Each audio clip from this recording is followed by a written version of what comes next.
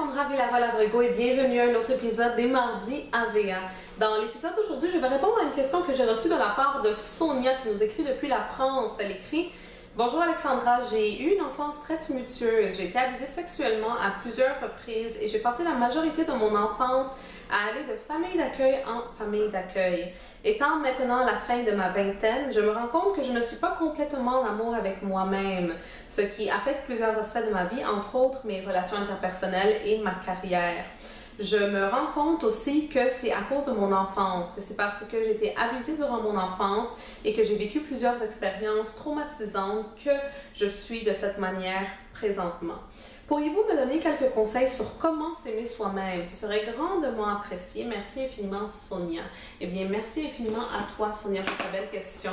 Je veux te féliciter premièrement pour être si courageuse et nous parler de tes expériences traumatisantes durant ton enfance et aussi pour pouvoir vraiment faire le lien entre ton enfance et aujourd'hui et les problèmes internes que tu as devant toi vraiment en ce jour. Il n'y a pas beaucoup de personnes dans ce monde qui arrivent à ce moment de leur vie, le moment où ils vraiment ils réalisent que si je suis comme ça et si j'ai ces problèmes dedans moi, ces conflits internes, c'est à cause de mon enfance. Alors je te félicite vraiment pour tout ça. Pour n'importe quelle personne qui a vécu une expérience similaire à la tienne et pour toi aussi bien sûr, la première chose que je veux que vous compreniez, c'est que ce n'est pas parce que vous avez été abusé, maltraité, négligé, peu importe c'est quoi la situation durant votre enfance, que vous êtes incapable de ressentir de l'amour-propre aujourd'hui. C'est absolument faux de croire que aujourd'hui vous êtes, comme si on peut dire, condamné à ne jamais pouvoir ressentir de l'amour-propre, absolument pas. C'est sûr et certain que oui, qu'est-ce que vous avez vécu durant votre enfance affecte aujourd'hui, mais croyez-moi que ça ne veut pas dire que ça va vous affecter pour le reste de votre vie. Puis c'est justement en posant des questions comme ça et en parlant que vous allez finalement pouvoir arriver à commencer le processus de guérison.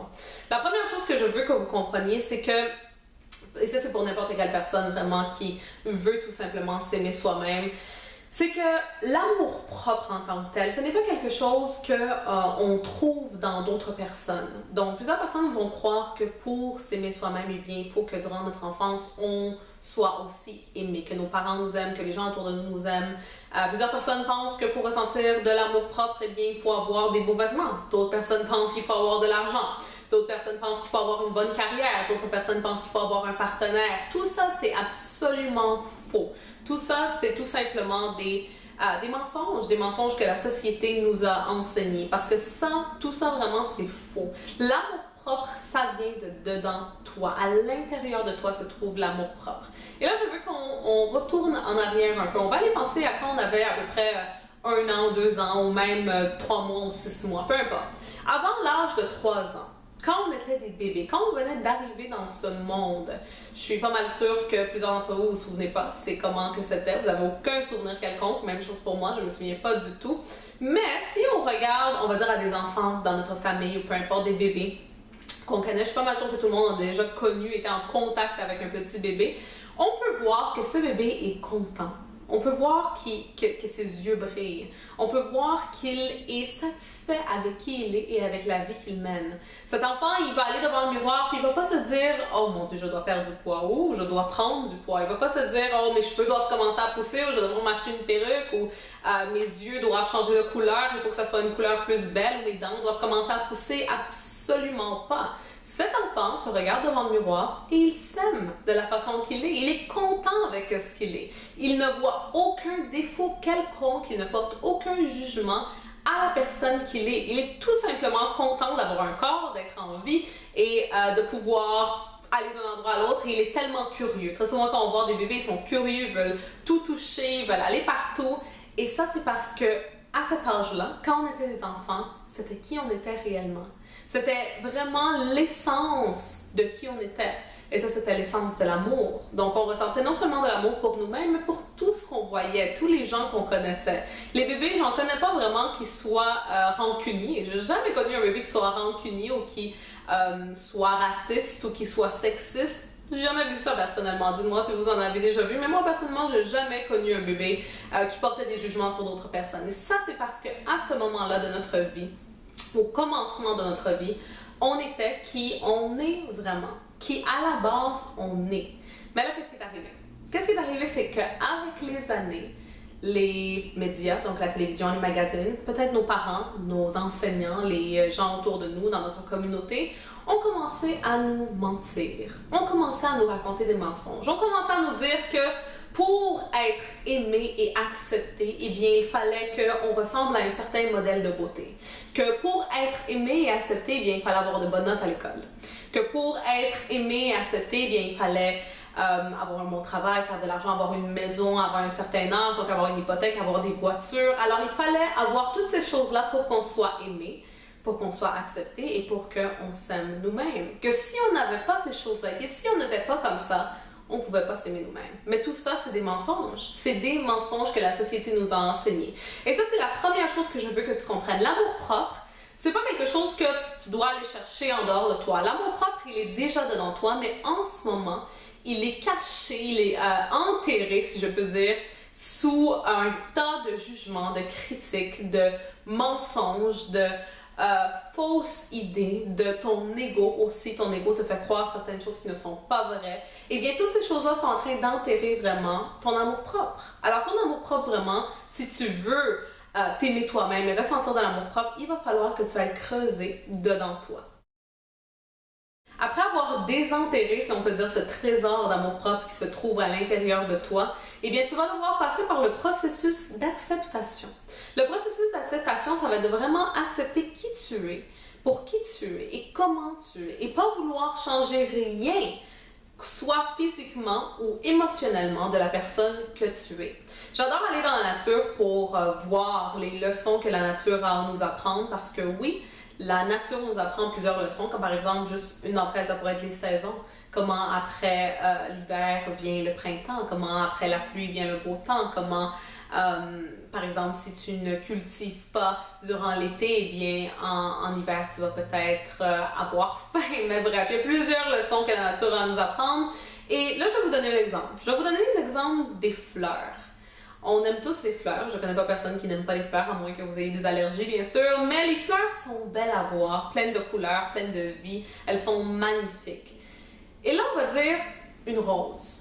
Une rose, c'est très beau, une rose. Mais est-ce qu'une rose, elle va essayer de vouloir ressembler à une tulipe? Ou est-ce qu'une tulipe va essayer de vouloir ressembler à une rose? Donc, qu'est-ce que je veux que vous compreniez ici, c'est qu'une rose, elle est belle comme elle est, la rose. La rose n'essaye pas d'être autre chose qu'une rose. La rose sait que sa beauté vient de la façon qu'elle est, vient de la couleur qu'elle a.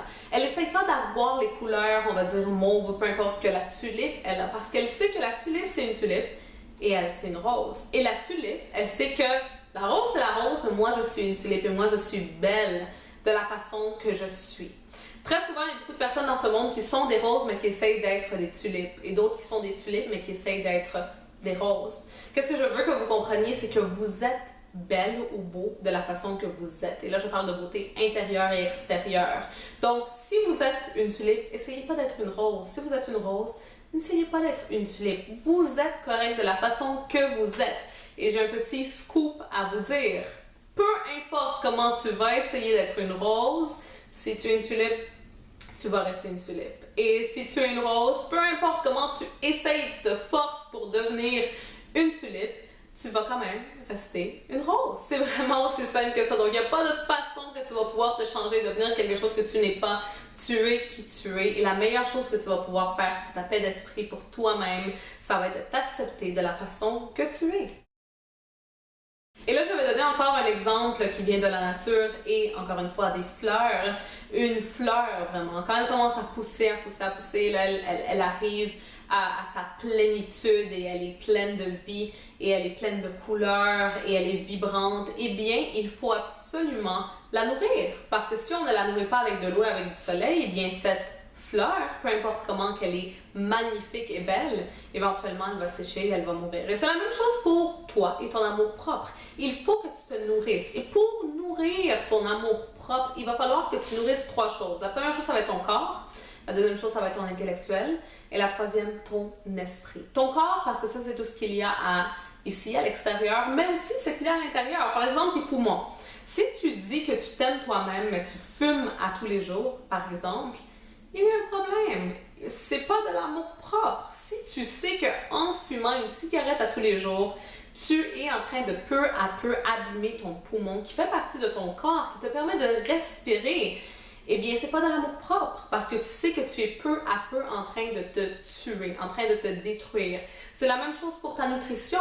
Si tu dis que tu t'aimes toi-même, mais tu manges, on va dire, du McDonald's à toutes les semaines, c'est pas de l'amour propre. Si tu t'aimes vraiment toi-même, tu vas pas permettre que ce genre de nourriture que tu sais est modifiée et pleine de produits qui peut-être sont chimiques ou peu importe, eh bien, tu vas pas permettre que cette nourriture entre dans ton corps parce que tu t'aimes toi-même. Donc ça, c'est vraiment de l'amour propre. Et ça ne me dérange pas à quel point tu t'acceptes toi-même, tu es retourné à l'amour.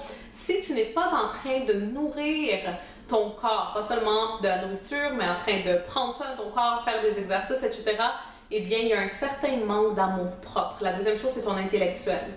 Donc, assure-toi de toujours apprendre, de connaître de nouvelles choses, de constamment grandir intellectuellement. Donc, de lire, et là, je ne parle pas de romans à l'eau de rose, etc. Je parle de livres vraiment qui vont t'aider à accroître tes connaissances et à voir la vie d'une différente façon, à connaître, si on peut dire, les lois et les secrets vraiment de l'univers et comment ça fonctionne et comment les énergies, les fréquences dans ce monde fonctionnent. Toutes ces choses vraiment qui vont te permettre et t'équiper pour que tu puisses vivre une vie que tu désires vivre vraiment. Et finalement, bien sûr, c'est de prendre soin de ton esprit. Donc, être connecté avec ton esprit, mais aussi avoir une connexion avec quelque chose qui est plus grand que toi.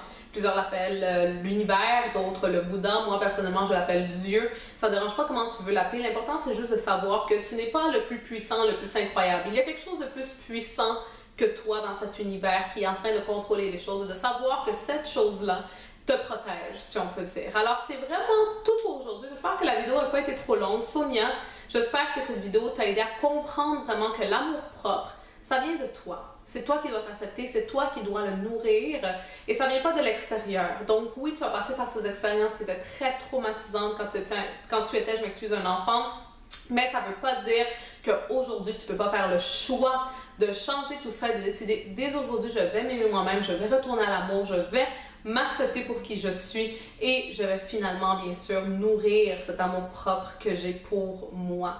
Alors, si vous aimez la vidéo, n'oubliez pas d'aimer, n'oubliez pas de partager avec vos amis, n'oubliez pas, bien sûr, de vous abonner pour de nouvelles vidéos à tous les mardis. Et vous pouvez aussi aller sur mon site web alexandravillarol.com pour vous abonner à mes courriels électroniques. J'envoie des courriels gratuits à presque toutes les semaines, donc vous pouvez vous y abonner. Et c'est tout pour aujourd'hui. Alors, mon nom c'est Alexandra Villarol-Abrego et on va se voir la semaine prochaine. Bye bye!